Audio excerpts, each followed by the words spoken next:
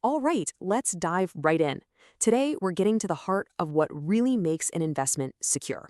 You know, what's the difference between just a good idea and a rock-solid investment?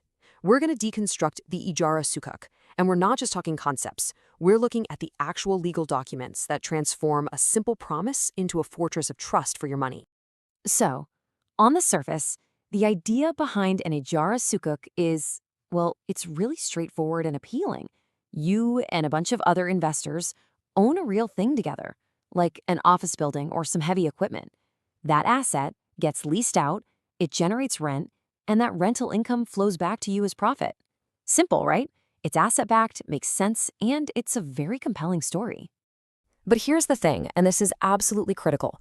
An idea, no matter how great it sounds, isn't an investment. It's just a story.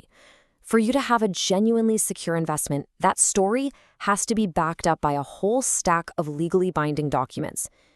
Without them, even with the best intentions in the world, the entire thing is just a non-enforceable story. These documents are what turn a good idea into a right you can actually enforce. So where do we even begin to check all this? Well, we start with the master blueprint for our entire fortress, the offering prospectus. Seriously, think of it like the complete architectural plan. Before a single stone is put in place, this document is supposed to show you everything. And let's be super clear about what this is. The prospectus is not a shiny sales brochure. Its one and only job is total disclosure and transparency. It is the one place where every single detail, the good, the bad, the what-ifs, has to be laid out for you to inspect. It's your single source of truth for the whole setup. So this blueprint, it has to answer some really basic but vital questions for you. As an investor, you need to know, what exactly is the asset I'm putting my money into? Who's renting it? And are they actually good for the money? How are my profits even calculated? And when do I see that cash? And maybe most importantly, what are the real risks here? This document is designed to give you clear, straight answers to all of that. Okay, now let's get down to the foundation. Every fortress needs a solid one, right? For an Ijarah Sukuk, that foundation is built on two things.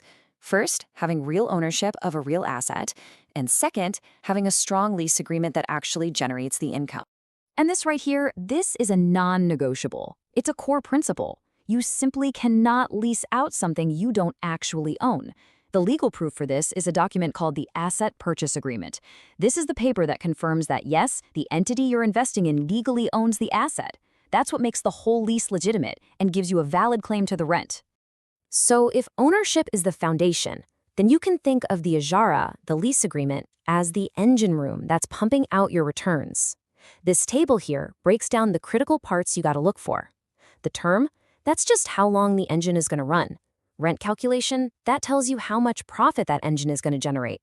Major maintenance, that spells out who's on the hook for big repairs.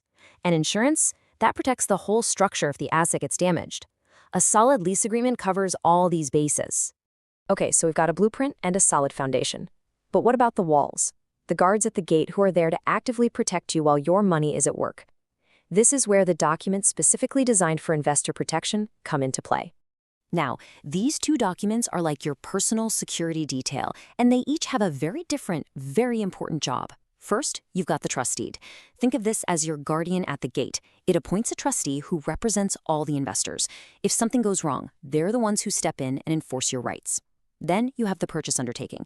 This is your guaranteed exit. It's a legally binding promise that at the end of the term, your capital will be returned. One protects you during, the other gets you out safely at the end.